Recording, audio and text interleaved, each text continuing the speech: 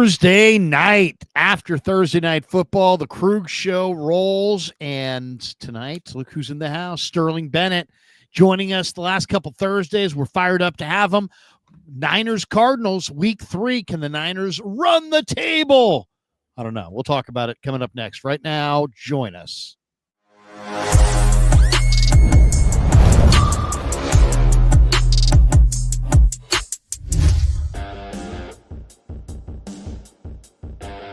Off and running on the Krug Show Thursday night. Hope everybody's having a great day. It was a fantastic day down in Santa Clara. Niners practiced. Purdy practiced. Purdy spoke. Robert Saleh spoke. Mac Jones spoke. Had a nice little conversation with CJ West in the Niner locker room. A good day all the way around. Welcome to the Krug Show. Brought to you by Pig and a Pickle, the best barbecue in all of Northern California. Check them out. They're in Emeryville. They're in Corte Madera. They're open 7 days a week from 11 a.m. till 8 p.m. or until they run out, and they do run out. So get there early, get some brisket chili. Tell them the Krug sent you. Also, this football season is presented on the Krug Show by Sleeper, the fastest growing fantasy platform in the world. It's a one-stop shop.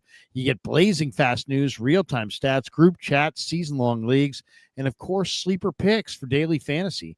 Use the promo code Larry and Sleeper will match your first deposit up to $100. Links in the description. Terms and conditions do apply. Well, it's the Niners and the Cardinals. Niners are getting ready to take on Kyler Murray and the Cardinals. The same Kyler Murray and the Cardinals that swept them last year. That's right. If you heard me say they swept them, they swept the 49ers. The Cardinals swept the Niners. In fact, Kyler Murray in the last 4 games against the 49ers that he has started, he is 3-1 with 7 touchdowns and 3 interceptions. Can the Niners beat Kyler? And if so, how do they defend him? Why don't we get into this, Sterling? What do you think? Does Kyler have their number? I don't know if he has their number, but we know this ever since 2019 when the San Francisco 49ers and the Arizona Cardinals match up. Kyler gives San Francisco a ton of fits, whether it's the wide 9, stopping him on the ground. You saw him last year at home at Levi Stadium. You think you have him dead to rights, and he has this circus throw and somehow clinches the game for them. So I don't know if he has their number, but Kyler may be this team's Achilles heel at times with how he plays. I think he's one of the NFL's more underrated players. Yes. I really do. He throws the ball like a bigger man. He's got good, he's got good size to his hands, and he's controls the football. He doesn't have a hard time throwing it. He's a small man with big man, throwing. I mean, he doesn't struggle to get his hands around the ball at all. Commands the ball, throws lasers. He also, I think, is probably the best running quarterback in the NFL. His stop and start is very difficult. Last year, he had a 50-plus yard run against the 49ers, ran right on by Devondre Campbell. I think he's really a very, very underrated player. I kind of feel like, he gets blamed for why the Cardinals aren't good. I think the Cardinals are the reason he's not good. I think if you took Kyler Murray and put him on the 49ers, I think he would be great. I think he would be absolutely great. Kyler, going into Kyler's stats this year, you mentioned he doesn't have problems throwing the football. 27th ranked among quarterbacks in turnover-worthy plays, and I get it, they played Carolina and New Orleans, but he just doesn't turn the ball over. He's a first overall pick for a reason.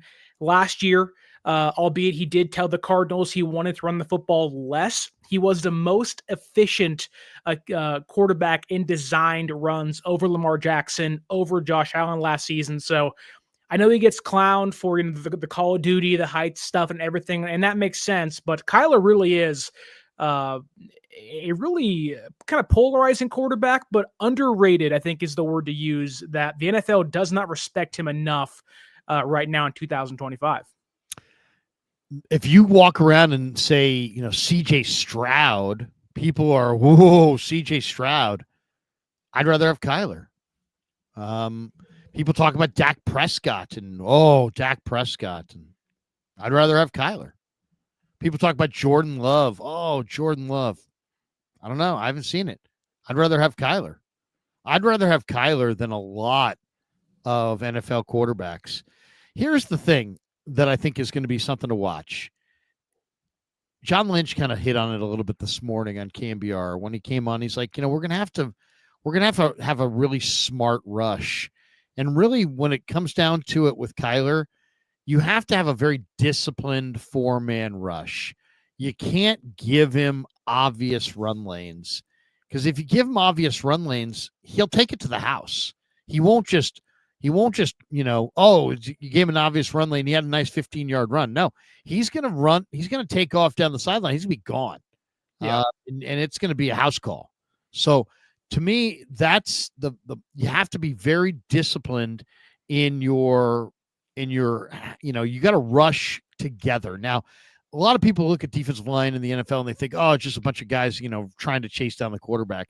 It's not. It's all very choreographed, and it's all very planned out as far as where the rushers are coming from and so on and so forth. So, I mean, that's really the key. It's like, Eric Armstead was genius at this. It's like if Bosa got up the field, then there was a big avenue instead, between the tackle and the end.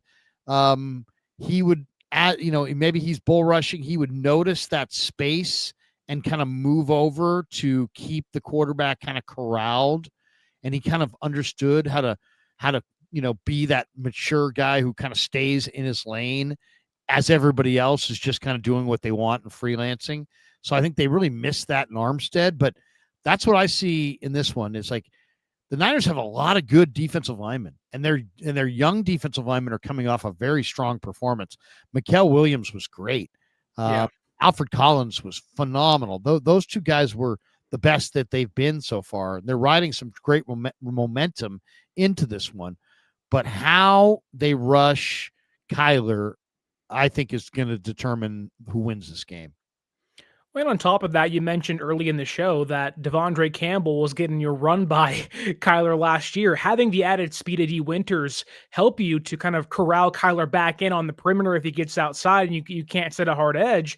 That's also a big game changer for this defense, where you love Fred Warner, what he can bring to you probably right now in the DPOY conversation, but Winters adds a lot on the other side to him. So you're right, though. Rushing the passer, I think Mikael Williams may be the most important player on this defensive line on Sunday. The way he played against New Orleans, getting to the quarterback, or at least opening up lanes for Bosa and Bryce Hupp. And on top of that, the run defense too.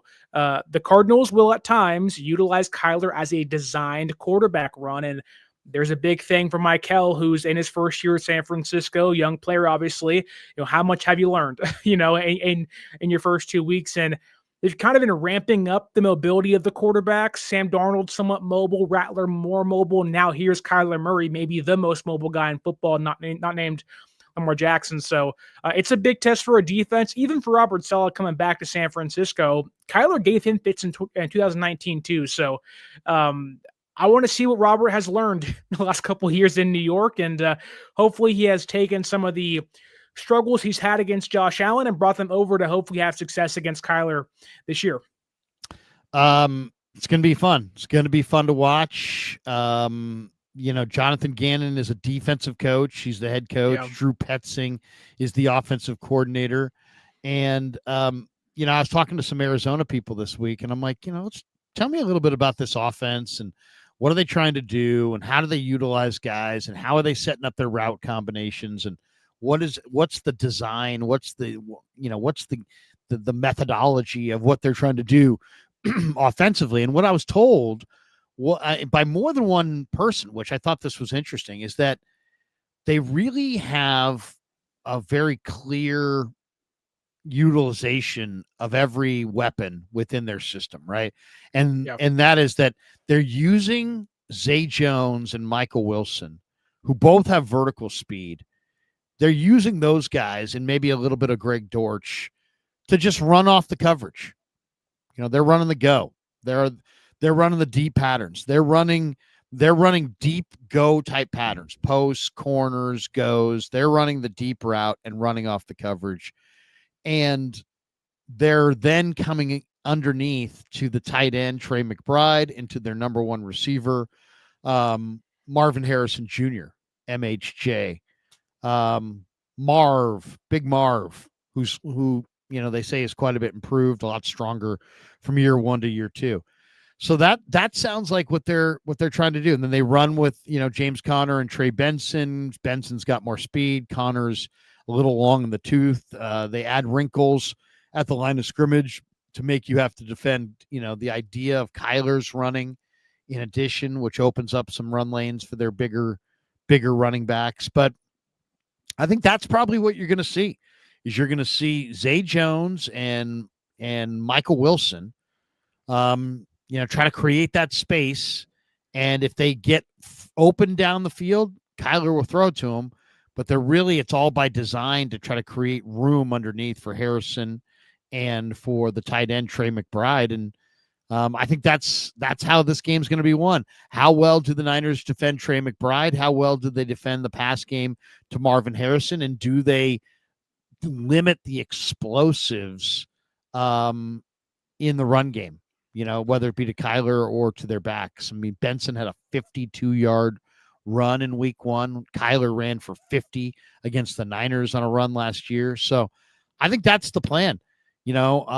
Obviously you got to cover the deep ball. I mean, if you can't run, you don't want to see them throw it over your head. But I think the whole reason those guys are there is just to create the space, and they're looking to move it to McBride and Harrison Jr. What do you think, if that's the plan, what do you think of the Niners' chances of stopping it? It sounds easier to say it here before Sunday as so, I think San Francisco has a great chance. But in reality, the Cardinals this year as a whole, as a team, have given up a pressure on Kyler 33% of the time. That's not just the offensive line. It's tight ends, it's receivers, it's running backs involved. Kyler is pressured a ton with this Cardinals offense, who I think Paris Johnson is an underrated, one of the best left tackles in football, certainly growing into year three. But the guards on the Cardinals offensive line are not great.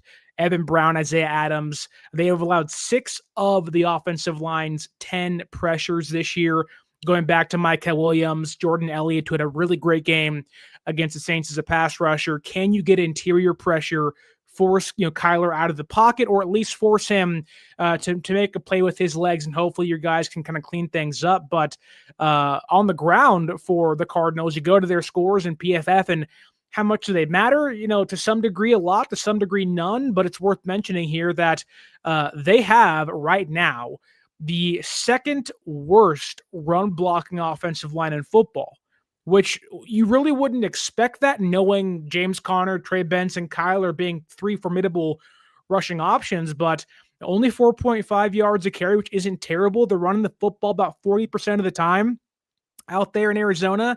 But they're really in a spot where if you can get these guys into third downs, which again, it's easier said than done. If you can get these guys and say you can stop Conner and Benson on first and second down, limit Kyler to a short run on first and second down, they have the 17th ranked third down conversion rate, around 41% in the NFL. So I think San Francisco has a good shot in this game. I believe in the defensive line, what Saul is doing out there, and I believe in what this defense has been, how they've been playing the last 2 weeks. So I kind of erased last year entirely for how good the Cardinals played against San Francisco, for how bad it was. Sorensen, Campbell, and a lack of weaponry on the defense. But you're right, though. Trey McBride's one of the best tight ends in football, certainly top 3 in my eyes. It's him, it's Kittle, and it's Brock Bowers, and he's certainly one to watch out there on Sunday. But you mentioned Marvin Harrison Jr., only 10 targets this year. He's already been questioned as to, hey, do you want the football more? Could this be a game where you see the Cardinals, hey, Bernardo Green, back-to-back 39-plus yard receptions given up the last 2 weeks. Hey, MHJ, get deep downfield, and we're going to feed you. So this is going to be a game of kind of that, not chess match, but ultimately, how does San Francisco's defense handle the weaponry of the Cardinals' offense? It's a good point, and it's a good question. I think the Cardinals do have some really, really good weapons, and can the 49ers somehow have a better defensive versus Kyler? After a while, it's like you see it in baseball sometimes when you beat a team over and over again, they start getting confidence against you. And once somebody's confident, it's hard to turn off their water. And a guy like Kyler, because he's 3-1 in the last 4 starts against the Niners, does bring confidence and momentum into this game. And how the 49ers defend him, and if they're able to shut him down, probably is going to be the determining factor if they win or lose. Now, there's a new clip out on Coach Yak's Twitter from Ian Rappaport on Brock Purdy versus Mac Jones, and we'll share the screen here and play this. And this is from just tonight. Here is Ian Rappaport on Amazon talking a little bit about the Niner quarterback decision that's coming up. Do you start Mac? Do you start Purdy? How's this going to go? Network insider Ian Rappaport. So Ian, Mac Jones filled in for Brock Purdy on Sunday. Looked good. What's the latest on Purdy? Now, my understanding is that Brock Purdy's status is still very much up in the air for Sunday. Remember, he's dealing with a turf toe injury that initially had a 2 to 5 week recovery time. Now, the 49ers did get some good news this week. Purdy has practiced twice on a limited basis. My understanding is he is very limited. Now, he talked to reporters today, said he's going to see how he feels around game time. Mac Jones also talked to reporters today, talked first. Here is my read on the situation. Brock does at least have a chance to play, but it certainly seems like Mac Jones has a better chance. All right. And in that outing for Mac Jones, 279 yards and 3 touchdowns, more importantly, the win. Meanwhile, following J.J. McCarthy's ankle injury against Atlanta, Carson Wentz is set to start for Minnesota. How long might the Vikings be without McCarthy? Oh, we can listen to that later. But basically, you got the Purdy part right there. So what do you think? If it came right down to, Brock Purdy, I was at practice today. I think that Brock Purdy looks better today than he did yesterday, but not quite 100%. Yeah. And to me, he looked still moving a little gingerly, not necessarily putting his foot in the ground quite as hard or with the same force that he normally would. And that's a practice level. So the game level is quite a bit more severe than that. And there's no time to, kind of, tiptoe through things. You're going to have to, just kind of forget that you have the injury and just go play. I think it's Mac Jones. I think it's the same thing that you saw last week. Mac Jones is the 1, Martinez is the 2, and Purdy's going to be the emergency 3. Yeah, I don't see how Purdy plays this Sunday. You heard 2 to 5 weeks. That was the initial report. And, this is essentially the end of week number 2 coming up. So the idea Brock's going to play this Sunday to me was foolish. This happened, I think, on Tuesday. ESPN's Jeff Darlington said that Brock was out. And look, things change as the week goes on, but I have never been under the interpretation that Brock had a chance to play this Sunday. Obviously, you want to get him out there and see what he can do and how he feels and everything. All that makes sense. But even Kyle, who didn't want to share a single note on Christian McCaffrey's quote-unquote calf injury come into week 1, he was sharing everything about Brock. Oh, his toe feels great. The shoulder feels good. Like, oh, really? You didn't want to say anything about CMC. Now you're oversharing on Brock Purdy. Okay, like the writing's on the wall. We can read between your lies, Kyle. He's not playing. There's no way he's playing on Sunday. You're not going to risk your quarterback getting hurt in week 3, which Joe Burrow out for 3 months with a similar injury. Why risk that whatsoever? Yeah, I mean, that's it right there. It's like, if you were wondering, what's the downside, it's just turf toe. Well, you just got a firsthand look at what the downside is, and Mac Jones, I mean, it's funny. People ask, well, based on how Mac Jones is playing, and John and Kyle aren't going down that road because they don't want this to be a referendum on who's playing better. They don't want to turn this into let's make a deal at quarterback.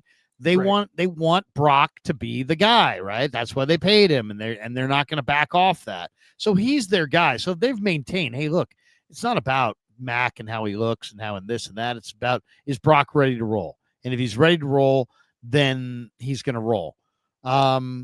Mac Jones did play incredibly well on third downs against the Saints. He threw for 121 yards, 3 touchdowns, no picks. He had a third down passer rating of 132.3. Mac Jones looked really good. And I thought he played exceptional football. I don't know what you thought, but I mean, to me, you're talking about a guy who 3 touchdowns, no picks, 43 dropbacks on the road in the dome. His first start, he completes 26 of 39, 7.2 yards per attempt, 279 total yards, 113.3 quarterback rating. It wasn't a perfect outing. He had some couple plays on the field that I'm sure he'd like to have back. He lost a fumble. But I mean, he was under control. The guy was in command, played in rhythm, led the team, took what the defense gave. I think they're going back to him. I really do. I'd be shocked if they didn't. Yeah, I don't think there's a reason to not go back to Mac. Again, why risk Brock Purdy's long-term health? But on top of that, Mac played well, and if you can afford Brock an extra week to get back against the Jacksonville Jaguars in Week 4, why wouldn't you take it? You also know the Cardinals aren't going to have what seems like 3 of their top 4 cornerbacks. They're not going to have, Murphy Bunting, may not have Will Johnson, may not have their starting nickels. So why not toss out your backup quarterback and see what he can do? Obviously, Matt could play great against the Saints and lay an egg on Sunday against the Cardinals, and we're all sitting here like, oh my God, Brock should have played. They lost this game. But I think Mac Jones against this Cardinals defense, which to their own credit has a much better defensive line than they had last year. I think Mac is still in a good spot to win this football game for San Francisco. Now, would I want Mac dropping back 39 times? Probably not. But I do think that this Cardinals defense, which if you look at their stats against Bryce Young and Spencer Rattler, 2 quarterbacks that, albeit have potential, have not lived up to it by any means the last couple of seasons. And I'm sure you would say right now are not playing as good as Mac Jones currently is. The Cardinals have allowed a 75% completion rate over the middle on 45 attempts from Bryce Young and Spencer Rattler, 367 yards and 1 touchdown over the middle of the football field. So you can say you want Brock to play. You can say you want Mac Jones to play. I don't think it would matter for how successful this team could be, at least passing the football to guys like Jawan Jennings, Ricky Pearsall. Maybe it's Luke Farrell, Jake Tunges, whoever it is. The middle of the field should be open for whoever's playing quarterback for San Francisco on Sunday. Very interesting. Very interesting. Some of those numbers that you threw out there are very interesting. All right, let's do this. 49er football season on the Krug Show is presented by Sleeper, the fastest growing fantasy platform in the world. Let's do our Sleeper lineup. It's a one-stop shop at Sleeper. You get blazing fast news, real-time stats, group chats, season-long leagues, and of course Sleeper picks for daily fantasy, where you choose between 2 to 8 players pregame or live and pick more or less on their statistical projections. And if you're new to it, use the promo code Larry and you're going to get a $100 deposit match up to $100 on your first deposit. The link is right there in the description. Terms and conditions do apply. All right, let's now make our lineup for the week. Let's take a look at our lineup, and we'll do a lineup here.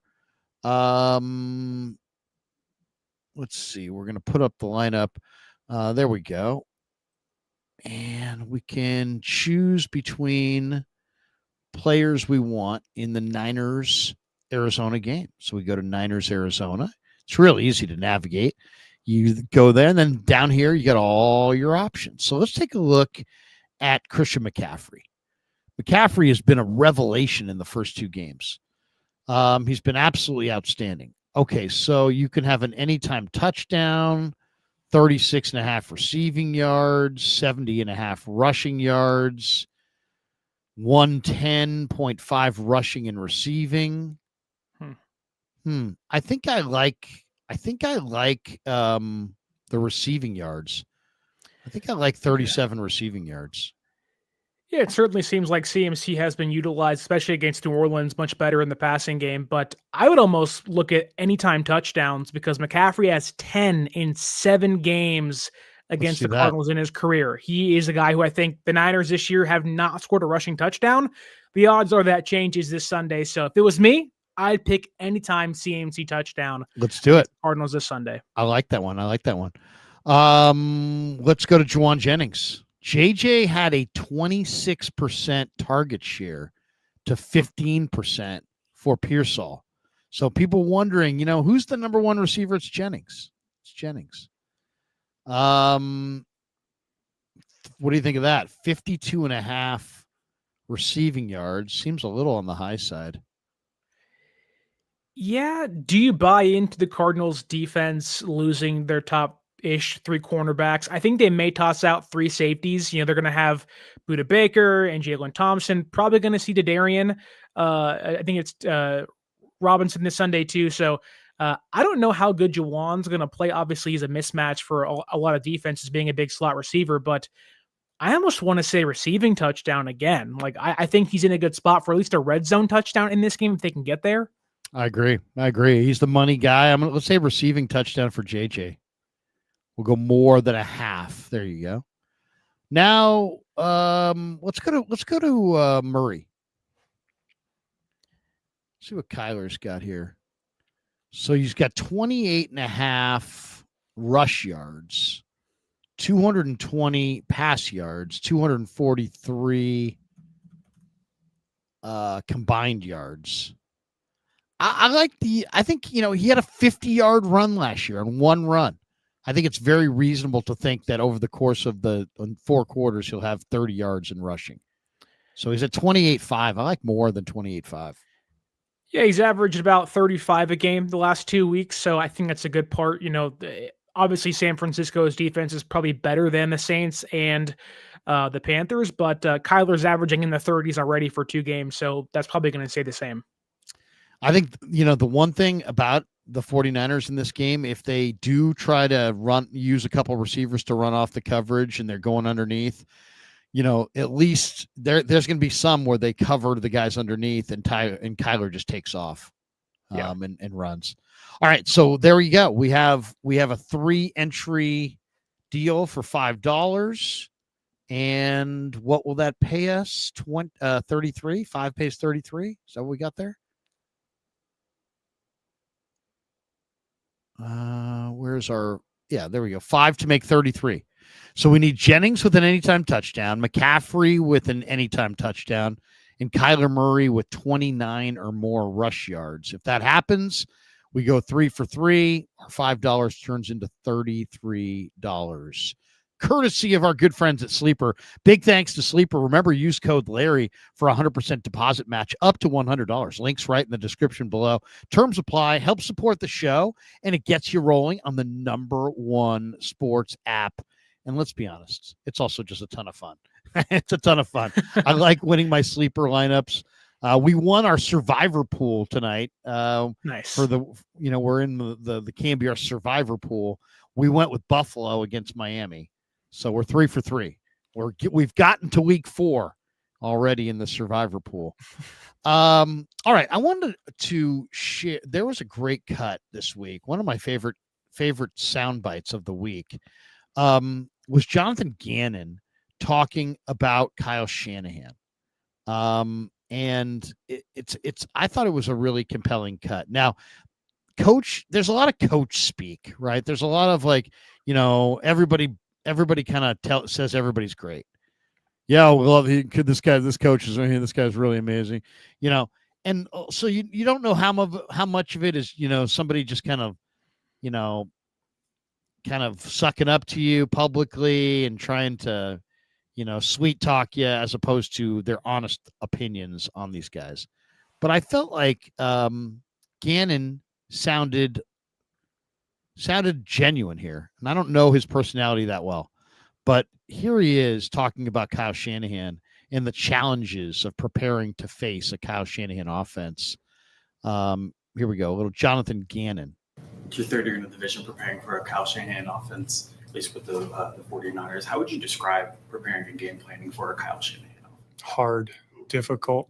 Yeah. He's there's a reason he is who he is. He's brilliant. I think he adapts really well during a game, what he sees going on. how defenses are trying to negate some of the things that he likes to do. And he has multiple compliments to, if you're going to live like that, he's going to stress you out a little bit. So he's fantastic. It's hard. It's hard. So there you go. A little bit of Gannon right there talking about going up against Shanahan.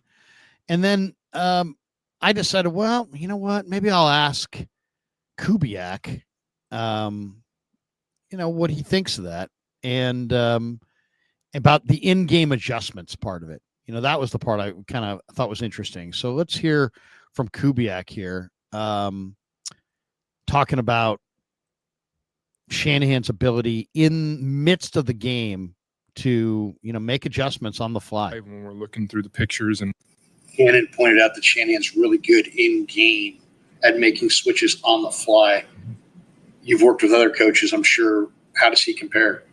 I mean, yeah, I think all coaches, that's part of coaching. You have to make adjustments. And Kyle has a great eye when we're looking through the pictures and we're kind of looking at how the defense is reacting. Kyle's great at communicating what he's seeing, and then we talk and we get together and say, hey, what can we do to kind of, take advantage of this look, what they're doing. And like you said, Kyle just has a great eye for those things, and he sees them, and we communicate on the sideline, and we try to get it done if we need to make adjustments. Kind of the game within the game. What do you think of what you heard there, Sterling? I think it makes sense. Kyle, I think, is one of the best play callers in football, obviously, but I think it was 2019 where Kyle is telling the referee, hey, this cornerback's going to hold here, look out for it. And I think sometimes as the fan base, goes on and you see Kyle have success and everything, and it kind of becomes common knowledge that, yeah, Kyle's great, whatever, Kyle's great, but you saw what he could do with Mac Jones against the Saints last week and the adjustments they made at halftime coming out on third downs and what they did. And I think the Cardinals defense provides, albeit not as big of a challenge as the Seahawks defense does, but they're both Fangio style. Both Fangio style defenses. They're going to master coverages. Jonathan Gannon's one of the best defensive coordinators when it comes to how they maneuver the defensive line, how they'll drop the edge rushers in coverage. They'll bring linebackers. They'll bring a third safety in to kind of blitz the quarterback. And I think, it'll take some time to adjust to that. But unfortunately, we really haven't got to see a really good Cardinals team against a really good Niners team with Gannon at the helm. We almost got that a little bit before Brock tore his UCL in the first drive in the back in 2022 in his rookie season in the playoffs against Philadelphia. Then 2023, the Cardinals were terrible. And so now this feels like the best game we're probably going to get between these two teams where the chess match actually matters the most.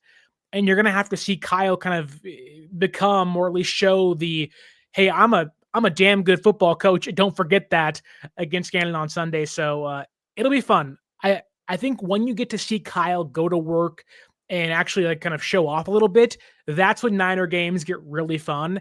And through the first two games, you can tell that despite the struggles they've had at times, this team's not going to get out coached. That's a really good place to be for San Francisco. If you look at the Niner offense and going up, for that Shanahan will be running, and you've got the Arizona defense that obviously is Gannon's brainchild. I think the challenge this week is you got to get, they added Josh Sweat from Philadelphia. He's in his prime. Yeah. They traded for Baron Browning a year ago. So now suddenly out of nowhere, they've got two young, talented, but veteran edge rushers who are going to put a lot of pressure on Trent Williams and Colton McKivitz. I think it really starts there.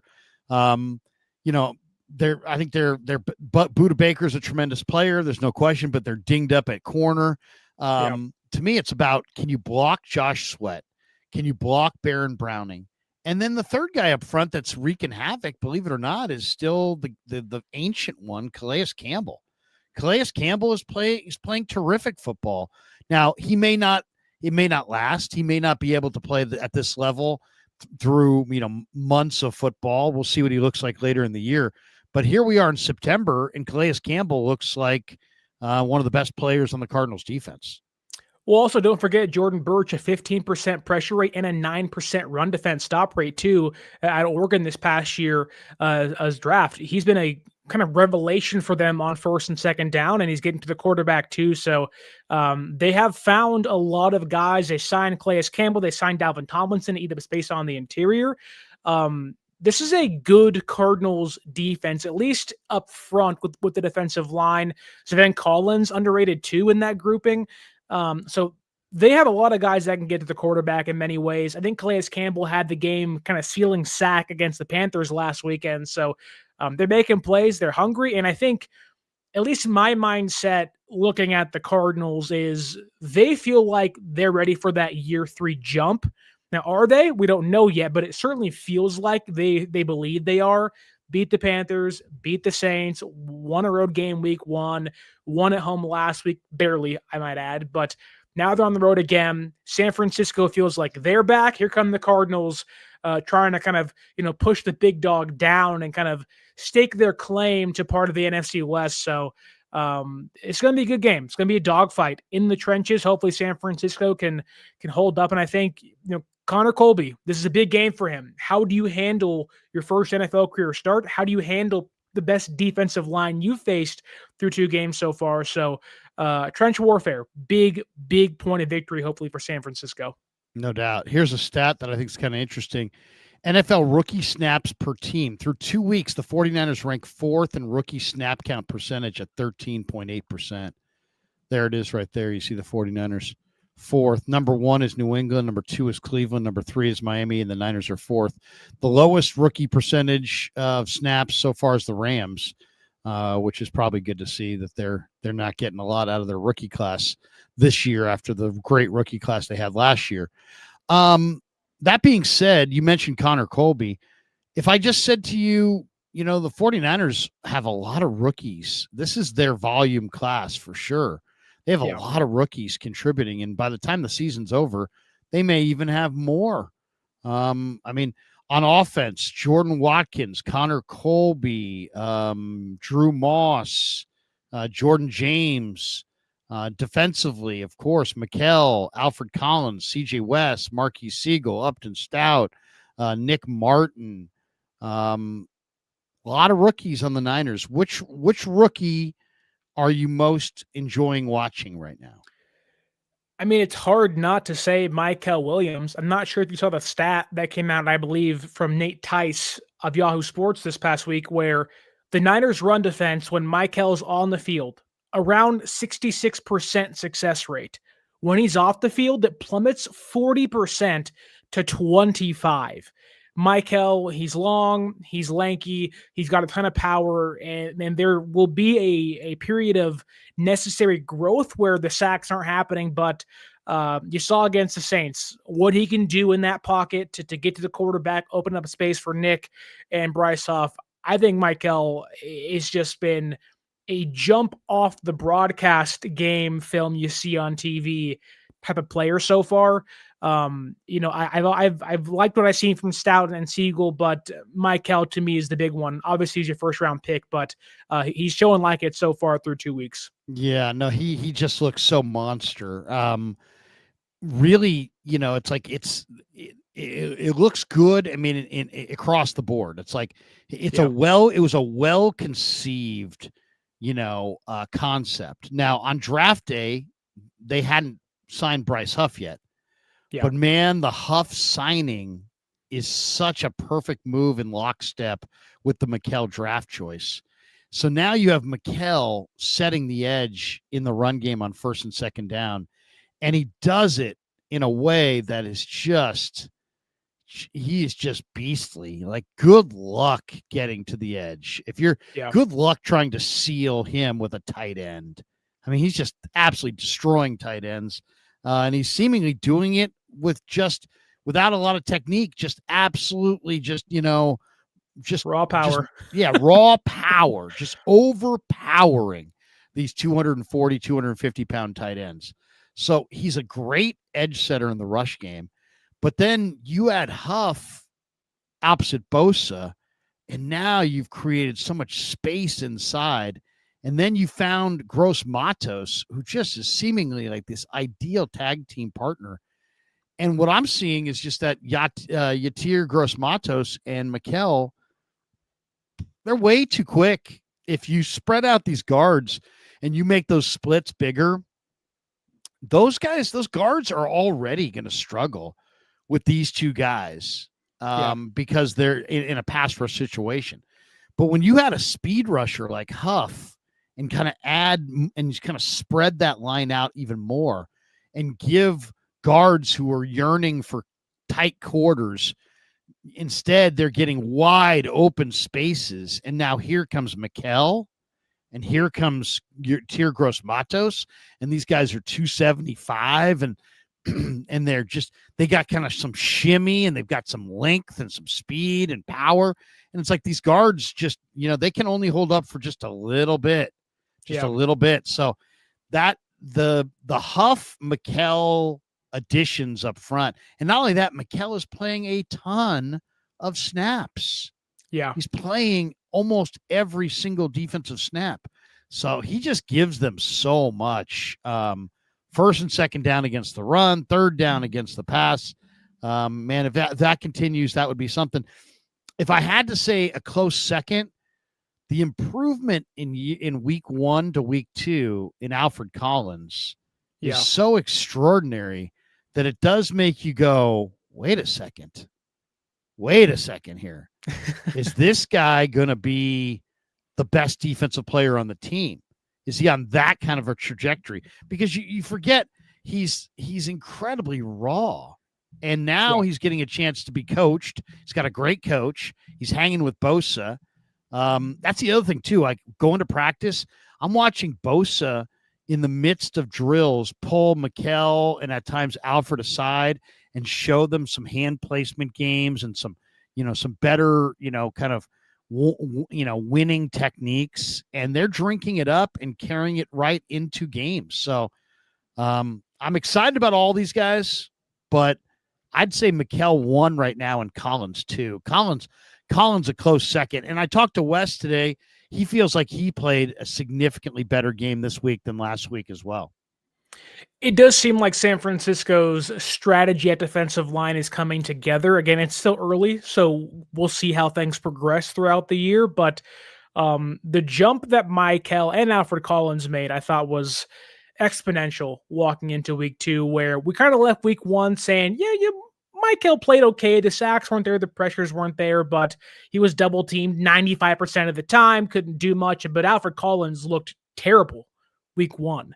And the growth he had in week 2, the swim move, almost got a sack in that game, got some pressure, which he's not really a pass rushing defensive tackle, albeit he has played some 3-tech and does have some explosive ability as a pass rusher. It's not entirely there just yet, but for Collins to make that big leap, he almost feels like a player, in my opinion, where once he sees that he can do it, it then becomes second nature, where it was like, get your pad level down. You can get to the quarterback. You aren't just a big, 6'6", 330-pound run defender. You can do these things, and we have to show you and prove it to you. But once you see it, you start to kind of believe in yourself. You talked about the confidence playing against your opponent. I do wonder if Collins, who didn't really have OTAs, didn't really have rookie minicamp, we're finally seeing him at full force walking into week 3 after a really good week 2.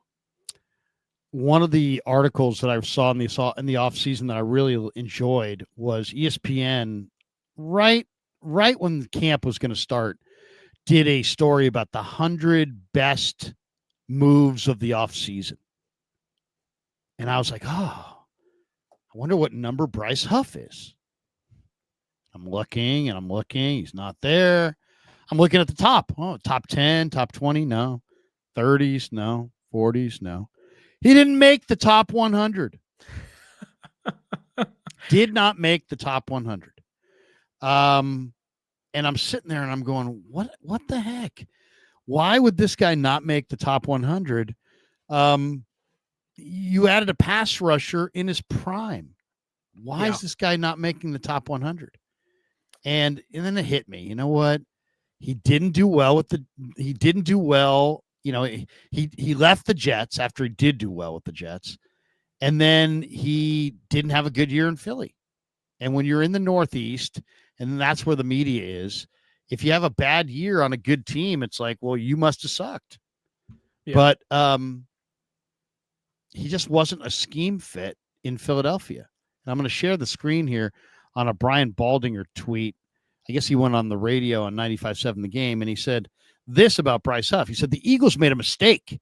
He's not a linebacker. He's a pass rush specialist. He's got to put his hand in the dirt. He's not an outside linebacker like they wanted him to be in Philadelphia. Robert Saleh knows what Huff is. He closed the game out against the Saints like Nick Bosa did the game before. Nick has somebody who can come off the edge opposite of him right now. Huff is better than anybody they had over there at defensive end the last couple of years. And I've been saying this all offseason that I think Huff is the best defensive end the Niners have had opposite Bosa, including D Ford. Yeah. And when I asked Kasarik, I remember thinking, I like the move, but like everybody else, I was like, well, but he did suck with the Eagles. Why did he suck with the Eagles? The Eagles were pretty good. And so I walked right up to Kasarik in the first media session we had. And we don't get a lot of access to these guys, but I went right up to him. First question, Chris, what you guys got Bryce Huff? He had a bad year in Philly. What happened? And why is he a good fit here? And Chris is so intense. And he looked at me and what I love about Chris, there ain't no BS about Chris. Yeah. Chris don't BS you. Chris doesn't lie to you.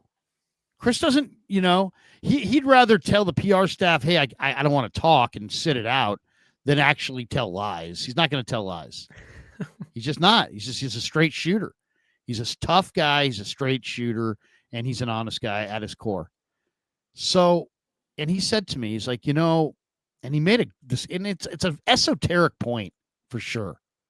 It's a hardcore point that would be lost on 99.9% of all people, and it was almost lost on me as well, which is he's like the step sequence between a 4-3 defensive end in our wide 9 and the step sequence for a 3-4 stand-up outside linebacker in Philly's defense is quite a bit different. And it's really just as simple as that. Bryce's greatest traits is his ability to get off the ball. His first 3 or 4 steps are almost choreographed. It's like a ballet dancer. There is no wasted movement. And he's a much better player in a 4-point stance in a 4-3 defense, bending the edge, never, ever, ever dropping into coverage. And as a 3-4 outside linebacker, you're in a 2-point stance, and it changes everything about your rush. And I just thought it was really interesting at the time. And, man, if it hasn't proven to be the case. I mean, Bryce Huff was one of the best offseason additions because him and Mikel are transforming this line around Nick Bosa.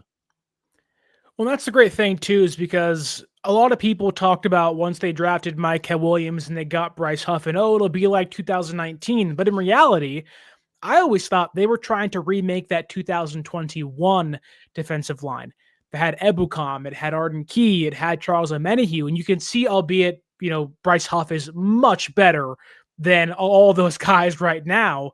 You can see that, yes, Mikel fills the Eric Armstead role, plays outside on, first and second down, moves into the inside, Huff comes on the football field, but you also now have Yetur Gross-Matos, who does become kind of the Charles Omenihu guy that plays inside on third downs if he needs to, can get to the quarterback as well. But Huff belongs. Like, if ESPN could do a referendum on their list, I'm sure at some point they'd have Huff in there in the top 100 moves. Like, that's a lot of moves. 100? Like, right now, I'm sure Dre Greenlaw's in that, and he hasn't played a single down for the Broncos, and I love Dre Greenlaw, but Bryce Huff right now has been a much more impactful player through 2 weeks. And the ability is the one thing San Francisco has really lacked opposite Bosa is simply just speed. We all saw that screenshot. When the ball is snapped on that strip sack fumble Huff's had against New Orleans, he is nearly equal distance to where the right tackle is when the ball is snapped. He's already essentially by the right tackle with the ball snapped. You can't teach that. You can't draft a guy and say, hey, here's him. And People wanted James Pierce Jr. in the draft. Guys wanted Mike Green. San Francisco has James Pierce Jr. at home, albeit he's older and probably not going to be cheaper for that much longer, but they have James Pierce Jr. at home. They have the speed rusher here to a point where I would not be shocked if San Francisco prioritizes paying Bryce Huff this season rather than Juwan Jennings when it's all said and done. I mean, there's no question that Huff is a big time guy they don't have other receivers, man. They don't have anybody that's like Bryce Huff. So Right. That's an interesting thought. I hadn't thought about that. All right. It's kind of a sad note, but one that we need to pass along, and that is the 49er family is deeply saddened by the passing of former linebacker Jim Fawnhorst, who passed away yesterday at the age of 66. This is Keith Fawnhorst's brother. Fawnhorst was originally drafted in the 4th round by the Vikings in the 82 draft, and he played 2 seasons in the USFL, signed with the Niners as a free agent in 84, spent 7 seasons of his career, all 7 seasons of his NFL career with the Niners, 82 games, 38 starts, 232 tackles. He was a contributing member to 3 Super Bowl championships. He was Super Bowl 19, Super Bowl 23, and Super Bowl 24. So, very sad. Jim Fawnhorst, he was born in St. Cloud, Minnesota, went to the University of Minnesota, first team All Big Ten, earned his degree in psychology at the University of San Francisco in 1988. He's the younger brother of Keith Fawnhorst, who played 14 seasons for the 49ers, 74 through 87. So rest in peace, Jim Fawnhorst, number 55, a good 49er, definitely a very good player for the 49ers, and taken too quickly for sure. So rest in peace, Jim Fawnhorst. Always tough to make the awkward transition back to the game and football, but let's talk about Christian McCaffrey, because McCaffrey, how the Niners utilize him is a week-to-week proposition. In week 1, he got 31 touches. He ran the heck out of it. In week 2, they threw him the ball, and he was a dynamic receiver. So great that when I asked Shanahan about his route running, I said, "Is he the best route runner you've ever seen?" And he's like, "Yes." And I said, "Really? Far and away?" And he's like, "Yes." And I'm thinking to myself, man, this, for old school Niner fans, now Shanahan's not old school Niner fan. He's a younger guy, but Roger Craig and Ricky Waters were pretty damn good when it came to receiving running backs. When you say, the greatest receiving running backs of all time, you could come up with a pretty nice list. Marcus Allen, Ronnie Harmon, Marshall Faulk, the great Roger Craig, lots and lots of Darren Sproles, Warwick Dunn, Edgerrin James, LaDainian Tomlinson, Walter Payton, Thurman Thomas, Alvin Kamara. And yeah, Kyle says that CMC is the best route running back he's ever seen. And when I asked Christian about it, I told Christian that Kyle said that. He's like, yeah, I take a lot of pride in my route running and I work on it. And he said, coming from him, it means a lot. What do you think? I mean, we all have recency bias. I know you're a young guy, but NFL history. Roger Craig was the first 1,000, Pro Bowl at fullback, Pro Bowl at halfback, hell of a receiver, caught more swing passes. McCaffrey runs kind of a more full route tree type. He's almost more like a receiver. I would say that, Ricky Waters was a tremendous receiver at Notre Dame. He was a very good receiving running back with the Niners. He'd probably be the guy that I would think of as far as receiving talent. But Kyle says CMC. What do you think? Christian McCaffrey always struck me as a guy that was a wide receiver playing running back because of his size. And obviously his build helps him too. But, again, not having seen Roger Craig play when he was with San Francisco, I can't speak to that entirely. I'll be, out of respect for him. Obviously, I know he's great and everything, but when you win Offensive Player of the Year, when you go 1,000, it's hard to not say Christian McCaffrey belongs in that conversation. But I'm hoping, if you're going to say that, if you are going to say Christian McCaffrey is, in Kyle Shanahan's eyes, the best route running running back in football, whether it's history or in the regime's history, then utilize him more as a wide receiver and save his legs throughout the season for everybody's sake. He was so great against the Saints in doing that, especially on third downs, converting third downs, being a check down guy, and also getting in space and making some guys miss. But I mean, really, this is a game against the Cardinals on Sunday where you could say this is a big CMC day. He owns the Cardinals through 7 games, over 1,000 yards total on the ground through the air, 45 career receptions against the Cardinals. I think he scored 4 touchdowns in a game with San Francisco back in 2023 against the Cardinals. So if you have stock in the Christian McCaffrey big game, you may want to buy while you can, because feed CMC may be the motto, whether it's on the ground or through the air this Sunday against the Cardinals, which they haven't played a guy like CMC yet this season. I'd like to see the Niners get in this game Brian Robinson's rhythm going a little bit and try to use Robinson and CMC together. And I'd like to see them use CMC a little bit more as a receiver this year, because I think it does save the big time hits. I mean, how do you get hurt in the NFL? You can get hurt doing anything, but you really get hurt if you're running the ball between the tackles. Those guys inside are tough. They're big. They're strong. The hits are hard. You're taking hits at your legs from guys you never see. I mean, it's tough running inside. And this guy's, he can do it, but I'd like to see them, throw him. He's a mismatch. He's a mismatch any way you use him. I think he's a great mismatch in the pass game. I'd like to see them utilize him more in the pass game. All right, let's just say Arizona's going to pull the upset. Arizona swept the Niners last year. The Niners are a 1.5 point favorite to win this game on Sunday. Niners will be wearing the all whites, by the way. Looking forward to seeing the all whites. It's the 68th meeting of Niners Cardinals. Niners lead the series only 36-31. They're 1.5 point favorites. Over unders 43.5. Adam Amin, Mark Sanchez, and Christina Pink on the call on Fox. And, of course, Guy Haberman and Tim Ryan on the 49ers radio network.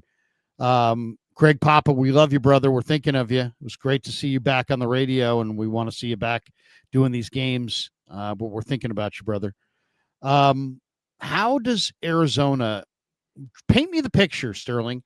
Arizona wins this game. How do they do it? When you look at the last 2 weeks for the Cardinals, there has been an MO to their games. Get up early, not being able to close late. They were up 17-10 over the Saints. They won 20-13. They were up 20-3 against the Panthers. They won that game 27-22. The Cardinals have only scored 10 second half points in this game.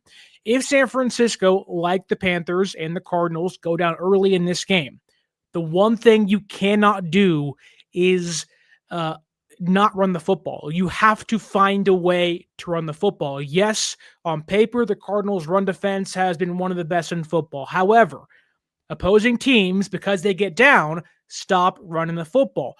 The Cardinals are seeing opponents' running backs, not quarterbacks, just running backs, average around 17 or 18 rushing attempts per game. San Francisco ranks inside the top 7 at about 31 per game. The Niners cannot get away from running the football, their identity. It helps Mac Jones, obviously, in play action at times. It also opens things up for the rest of your offense. So if San Francisco is going to lose this game, it is because they get down early and Mac Jones has to throw the football a ton, and they just avoid running the football with Christian McCaffrey. So, run the football. Even if you're down early, don't forget to feed Robinson or Christian McCaffrey on the ground. Make the Cardinals stop you. They have not proven against a good running offense yet they can do that. So run the football. To me, I think the way if the Niners lose this game, it's going to be because the Cardinals generate explosive plays on offense, defense, or special teams, but explosives.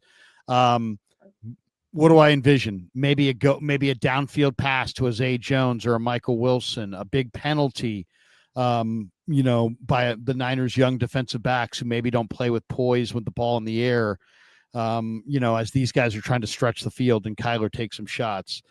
Maybe Kyler gets loose for a couple of long runs. I think explosives. Benson, for example, I don't think can beat them, down after down, but I do think he could have an explosive run or two. And, in a lot of times it's all you need. So I would say Mac's got to take care of the football, and the Niners edge rush, or the Niners tackles, have to take care of the Cardinal edge rush. I mean, Baron Browning and Josh Sweat can't live in the backfield. Yeah. That's one. They got to block their edge rushers. And I think the other real key is you gotta eliminate explosives. You can't let Kyler have explosives on the air or the ground. You can't give up big, 50-yard penalties. I think the Cardinals, you got to make the Cardinals prove that they can drive the ball the length of the field against your defense. I think that's something. You don't want to be giving away big chunk yardage plays. And then I think you got to block on offense. You got to block Sweat. You got to block Browning. And they're really both pretty good. And that you're probably going to need to chip those guys and give McKivitz and Trent Williams a little bit of help. But I do get the feeling this is quite the chess match between Gannon and Shanahan. Gannon's a really good coach. The other thing other thing about Gannon is that Gannon won't just sit there and die and wither. If they're getting beat, he'll try an onside kick. He'll do something. He'll try to steal a possession. He will not sit back and just be like, well, we'll see if we can battle this team even and try to win one at the end. No, he's going to try to do something dramatic to either steal a possession or, create a dramatic play somewhere in the game. He's an impatient young guy who is going to try to dictate the terms of this game. So that's kind of how I see it. Couple last thoughts before we get out of here. One, what did the first two games tell you about the 49ers? Maybe pick one good, one bad. Is there one good, one bad thing that you learned about the 49ers in the first two games of the season? I would say that the good thing is the offseason talking point of, the defense will be a big question mark and the defense is young and they're unproven, like the offense will have to carry them. That's not the case. Like this defense, again, it's through two games, so we'll see how the year goes. But the defense, led by Fred Warner, led by Nick Bosa, they can close out games for you. And that's a big change from what last year looked like.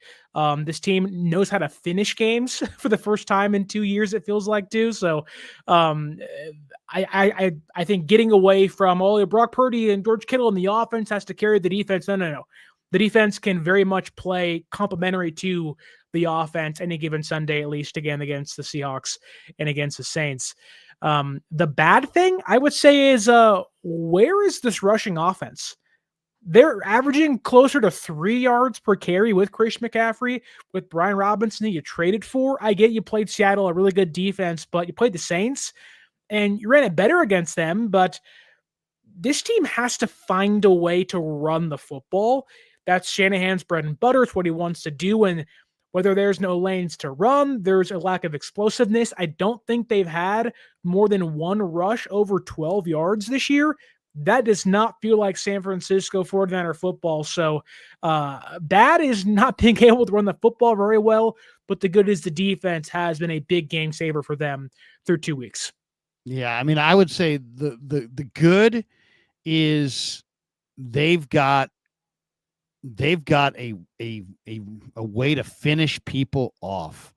Now, we've talked about Bosa and we've talked about Huff, but it's really their entire NASCAR front. If the Niners can get a lead, man, you're going to have a hard time blocking their 4-man front. You're just going to have a hard time with that.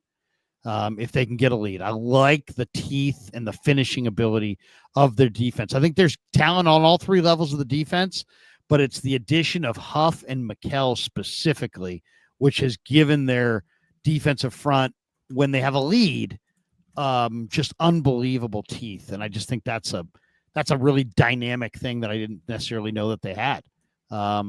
I didn't know they had it at all, and let alone one of the best, defensive pass rushing fronts in football, and that's what it looks like. So that's the positive. And I don't want to, copy you, but my thought on the biggest negative is that the 49ers still, even though they had, they drafted Jordan James and they found Corey Kiner and they have Garendo and they traded for Brian Robinson and, all these, they still don't have a good second back. They don't seem like they have like a second back that you absolutely can depend on. Now, hopefully Brian Robinson becomes that guy, but to this point, haven't seen it. And Garendo seems like he's regressed. And I've heard about how great Jordan James is going to be. I just haven't seen it. And it's like, here we are. It's week 3. They're a running football team. And do they have a runner other than CMC? So that would be my question. I mean, I'm not saying they definitely don't, but that guy hasn't surfaced yet. Brian Robinson hasn't gotten loose. Now, when Shanahan was asked about the run game not popping, and when Kubiak was asked about it, they're like, hey, look, we're facing a lot of two-shell defenses. Yeah. We're not getting that explosive run. It's distorting our numbers. We actually are. Kyle said he's not that concerned about it. What do you think of that? I mean, there is, in a two-shell defense, even if you beat the first line of defense, there's a guy waiting for you, 8 yards off the line of scrimmage, just sitting there waiting to make a tackle. It makes it very difficult to get explosives in the run game. Well, it's not going to get any easier on Sunday against the Cardinals, who play a ton of single high. They utilize 3 safeties and they stack that box saying, hey, bring it. Come on. Like, we have to find a way to run the football. Like, we really have to find a way to get on the ground with Christian McCaffrey and Brian Robinson and help them get successful runs, because right now you're playing the Cardinals, and if they find success against you in single high, 3 safety looks and stacking the box, do you not think the other 32 teams will do it too? Like, you have to find a way to break through the glass ceiling, if you will, of how defenses are scheming you. So obviously personnel matters, and you're going to play good defenses one week and you're going to play bad defenses the next week. But it really does seem like San Francisco is kind of in a rut, and Shanahan has to be the one to, whether it is a run to end around or just find a way to get these guys open via pitch, via, kind of a fake pitch option somewhere. Like, you have to find a way to get your guys the ability to be more successful on the ground, because the Cardinals are going to bring it on Sunday, just like Seattle did and just like the Saints did too. I mean, the Niners have to get better in the red zone offensively. The Niners are, again, middle of the pack in scoring touchdowns in the red zone. Through 2 games, 49ers have scored a touchdown on 57.1% of their trips to the red zone, tied for 17th place in the NFL. That's exactly in line with the 57.1% the Niners posted for all of last season, which ranked 14th in the NFL. I mean, I thought the Niners would be better in the red zone with the return of McCaffrey, but it also coincided with, there is no Ayuk, there's no Debo, there's no Kittle. How much of a concern is the red zone offense to you? I don't think it's that big of a concern. I think a lot of it, like the Seattle game, I do think jaded it a little bit, because Kyle got kind of scared at the end of the first half, and you saw what it looked like when they were at full strength. And I get it. You're probably about 2, 3, 4 weeks away from being there with Ayuk, maybe back by week 6 or 7, who knows? Right now, I'm really not too concerned about it, knowing that once guys get back healthy, they're going to be fine. I thought last year the big problem wasn't the personnel they had as running back and receiver. It was the offensive line. And I think that continues to be a big concern for me. If you can't run the football in the red zone, and they really can't do it at all, you're not going to be able to minimize or kind of make that field smaller for you. So once you get inside and it's 1st and 10 at the 20, how do you make that field shorter? Run the football successfully. San Francisco was always great at that in 2022 and 23, and they haven't done that for the last 2 years. So that, to me, is the biggest difference. The offensive line has not had to push the strength to finish off drives. There's some good things about the offensive line, but the fact that the Niners are struggling to run the ball and Purdy took 8 hits in week 1 kind of makes you wonder, is this line going to be good? Is it going to struggle? I think it's kind of an unknown. All right, it is time for our Habas Law segment as we finish up on the Krug Show. I want to talk a little bit about surprises around the NFL. We're brought to you by Habas Law. Big fan of Habas Law, and my dad was a lawyer, my sister was a lawyer, my brother's a lawyer. The difference between success and failure in life is having the right lawyer. I really do believe that. And Habas Law, they're outstanding. And today's show is sponsored by Habas Law. For more than 40 years, Omar Habas and his son Tarek, they've been standing up for people right here in Northern California. They're fierce, relentless attorneys. They don't back down until justice is done. When you're injured, insurance companies will always try to dodge. These guys don't let them dodge. They know the playbook because they've been battling insurance companies for decades and winning. So they're official partners of Bay Area institutions like the San Francisco Giants, the San Jose Earthquakes, the San Jose Sharks, and others. So they're very much rooted in the community. So if you need someone in your corner, call the firm that insurance companies hope you never call, and that's Habas Law. They will fight to make it right. On the web, they're at habaslaw.com, HABBAS law.com, 1-800-INJURED. They will fight to make it right. Thanks to Habas Law for being a proud sponsor of the Krug Show. Let's go through. Let's talk about some surprises 2 weeks in to the NFL season. And if you want me to go first, I can go first, but there's a bunch. There's a bunch of surprises around football. I think the easy one here is Daniel Jones. like Daniel what Jones is happening? And the Indianapolis Colts have one of the NFL's most potent offenses with a quarterback who was cast off by the New York Giants. And you watch him play, and he's not turning the football over. And a lot of this, I think, is attributed to Shane Steichen. He's a heck of a play caller. It hasn't really mattered how or who the quarterback has been in that room, whether it is Gardner Minshew, Anthony Richardson. They found a way to win football games. That team is ready to compete. It just needed a average quarterback at best, and Shane Steichen is bringing a little bit more out of Daniel Jones. And I think we're going to talk at the end of the year that Daniel Jones, in their eyes, might be the stabilizing force to kind of keep that regime in place in Indianapolis. Obviously, it's 2 weeks into the season, but he looks really good. Crushed Miami, and then also held on to beat the Broncos last weekend. I'll tell you one thing that's a surprise to me is that the early surprise in Kansas City is that Kansas City doesn't look very good. Mahomes is now 30. He's leading the Chiefs in rushing. And you look at the Chiefs on paper at running back, you'd say, oh, man, they got some good running back room. Isaiah Pacheco, but Pacheco's always hurt. And then Kareem Hunt, but this is probably the year Kareem Hunt's finally done. And then they have Brashard Smith from SMU, but he's a little too young and inexperienced. And then they have Elijah Mitchell from the Niners, and he hasn't played at all. And here we are 2 weeks in, and Mahomes is leading Kansas City in rushing. They had the injury to Jalen Royals, an injury to Xavier Worthy. You got Chris Jones talking trash when, literally as the Eagles are taking the kneel down snaps. I don't know. I think Kansas City this is the year they come crashing down. They won a bunch of games last year that were close, and they got destroyed in the Super Bowl. They got beat by the Eagles in the Super Bowl rematch, and now they have no rushing attack. And I don't know. I think the sun is starting to set on the Chiefs. They are in for a major organizational restructure. Obviously, you have Mahomes, you have Reed, you have Spagnuolo, or Spagnuolo, excuse me. But that team is old. They are somewhat fragile.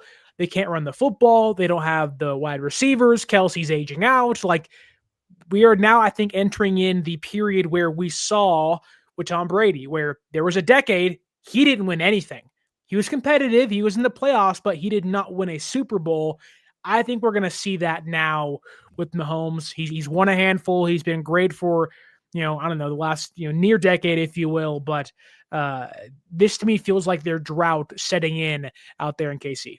Yeah. The other thing, there were an awful lot of people that were telling me how great Caleb Williams was and how great the Bears are. And you know what? Dennis Allen is the defensive coordinator for the Bears. And with the talent that the Bears have accumulated on both sides of the ball, I kind of thought maybe this was going to be, a bust out year for the Bears. But then I remembered that Caleb stinks. And, this Bears defense, Montez Sweat, Jervon Dexter, Grady Jarrett comes in from Atlanta. They've got Tremaine Edmonds. They've got Jaquan Brisker. They've got a bunch of guys on this defense. The Bears defense is ranked 32nd in points allowed, dead last. They ain't going to go if they get the worst defense in football and Caleb stinks, that's probably, Ben Johnson's going to do a lot more losing before they win.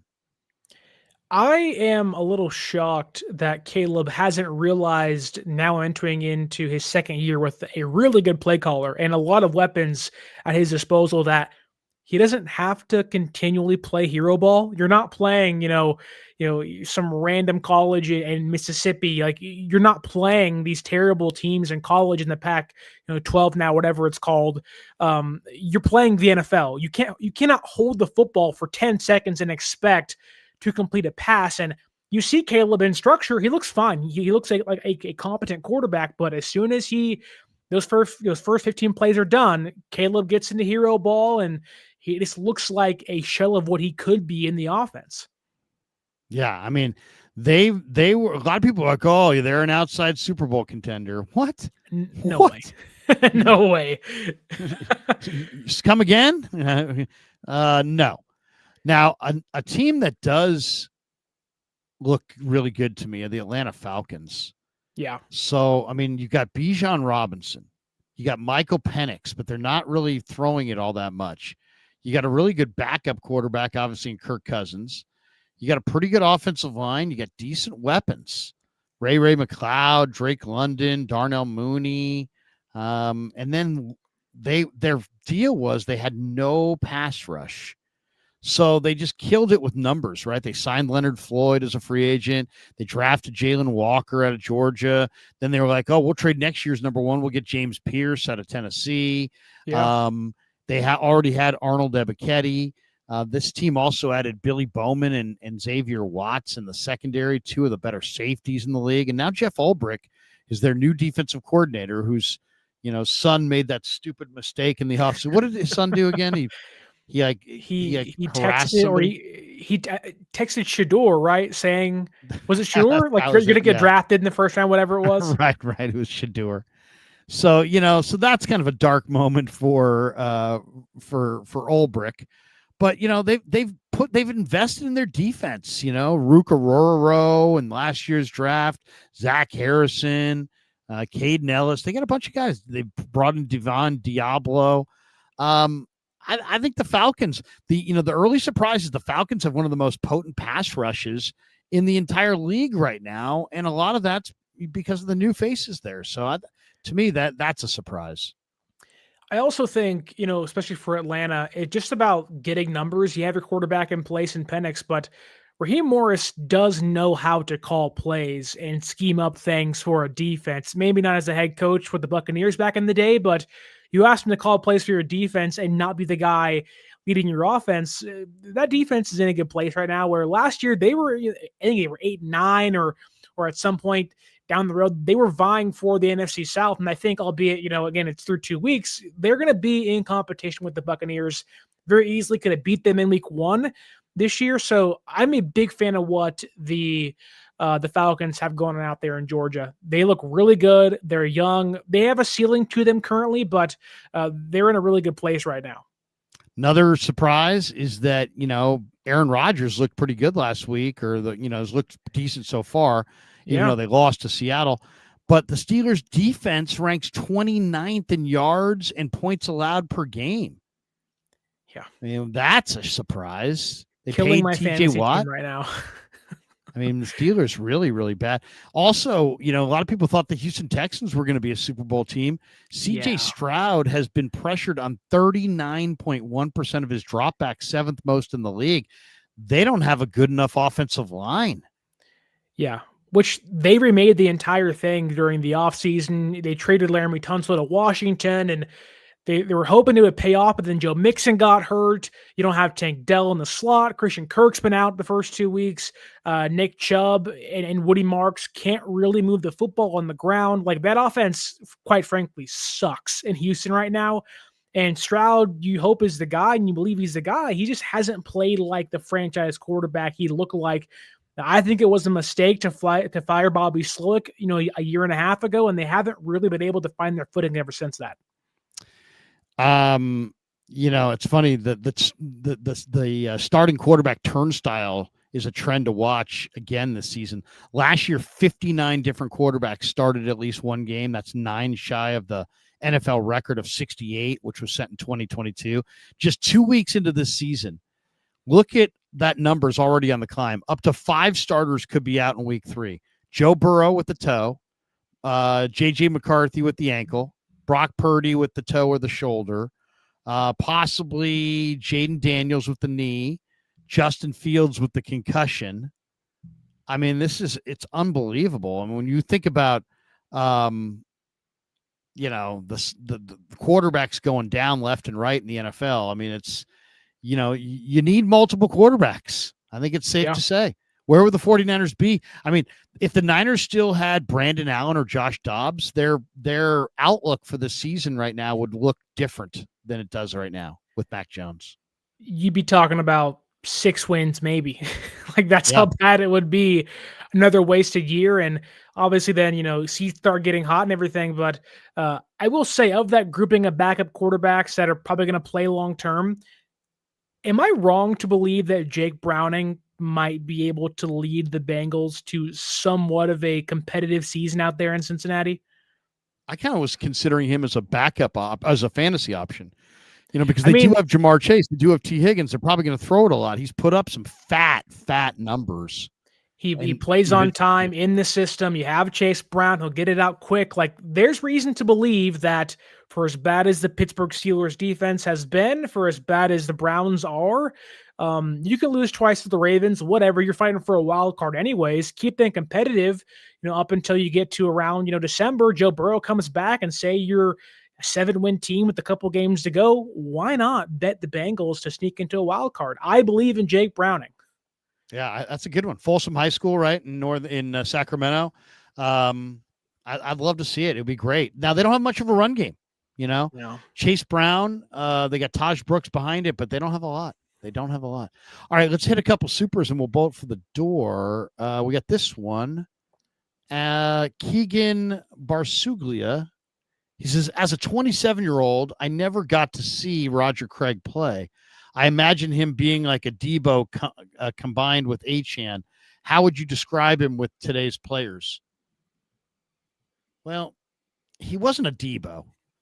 He was more like a he was first of all, he was the best conditioned athlete in the league. So he was in amazing shape. Like Jerry Rice's hill workout on the peninsula is not even Jerry's workout. It's Roger's workout that Jerry did, and Jerry's so great that everybody called it Jerry's workout. It's actually Roger's workout. Roger was an unbelievable athlete who kept himself in unbelievable condition. He was 6 feet, about 220 pounds. Joe Montana would swing it to him in the flat, and he'd make one guy miss and go 18 yards, and they would do it 6 times a game. I mean, it was amazing. I mean, Joe dropped back to pass. He's looking down the field. He's looking for Dwight. He's looking for Jerry. He's looking for Taylor. He doesn't see any. Flip it over in the flat to Roger. And Roger, teams didn't throw it to their running backs. You ran it with your running backs and you threw it to your receivers. The Niners threw it to Roger. So, God, who's he like? Does he remind you a little bit of Jonathan Taylor, albeit much bigger than him? He's utilized more like Jahmyr Gibbs is nowadays, where the Lions just feed him out of the backfield continually. But to me, he reminds me a little bit of like Jonathan Taylor. Again, it's the Colts offense, which really isn't that great, but just the reliance on Taylor through the air at times and the way they utilize Jahmyr Gibbs in Detroit, to me, feels a little bit like how Craig looked in San Francisco. thinking about the players around the league. Who does he remind me of? It's hard to say. There is no 1-for-1 comparison. Really isn't one. No, there really isn't. He had the power of a fullback. He had the speed of a halfback. He could catch the ball so naturally. He was kind of a one of one. He really was. I mean, I'm trying to think who is a great receiving back in today's game. He's not Christian McCaffrey. No, but I mean, not Derrick Henry. No, he's kind of like a poor man's Saquon. I mean, Saquon's a little faster, but I mean, he as far as a bigger back, but good speed. He ran kind of upright, but he had the high knees. He ran through you. It's hard. It's hard. I don't know. That's a good one. I really don't know. He's such a unique style. It's kind of like there's not always a guy. Earl Campbell, there's nobody like Earl Campbell in today's game, and Debo was a little bit more like, big thighs, big butt, big, a lot of heft. Debo was like more like a, it's like you don't want to tackle Debo with a head start. Roger Craig was a little bit more of, a little bit better, a lot better shape. He was in a lot better shape than Debo. It's hard to say. I would say kind of. There's some YouTube comments saying Josh Jacobs or like a Matt Forte with the Bears back in the day. Yeah, Matt Forte might be a good call. Receiving back out of the backfield who was hard to bring down. We got this one from James Foster. The Cardinals are at the bottom of the league in creating pressure on defense. I hope we can get Brian Robinson going this game. Yeah, I mean, that would be nice. It would be really, really nice. Brian Robinson, that's the one thing I'd love to see the Niners get rolling, is get Brian Robinson really, really cooking. All right, that's going to do it for us. We're an hour and 26 minutes into our stream. Thanks to Pig and a Pickle for being the title sponsor of the Krug Show. Thanks to Sleeper for sponsoring this show. And thanks to Habas Law, our good friends at Habas Law, 1-800-INJURED. They will fight to make it right. And we appreciate those sponsors sponsoring our show tonight. Sterling will give you the final word. Niners Cardinals go Sunday. I'm fired up for it. It's the home opener. Niners will be wearing the all whites, all white throwbacks, which really it's a clean look. The first time they've worn them, I believe, at home. I love the all whites. I think it's a really great look. And I've seen them a lot at night, but I'm eager to see what they look like in the daytime. Cardinals will be in the red. Niners will be in the white at home. You have a final thought before we bolt for the door? I think for the last time they've worn the all whites at home was in 2019 against the Panthers, Nick Bosa's interception game as a rookie. So maybe that's in store for San Francisco. I will end with this stat, though. The Cardinals are the second most penalized team in the league, over 10 per game, giving up 75 yards for free per game. So Cardinals want to come in, send a message. Also a very undisciplined team so far in 2025. On the heels of last week with the Saints, it sounds like more of the same. For Sterling, I'm Larry. Have a great night, everybody. We'll see you tomorrow. Yeah, never met a man I've been scared of. Can't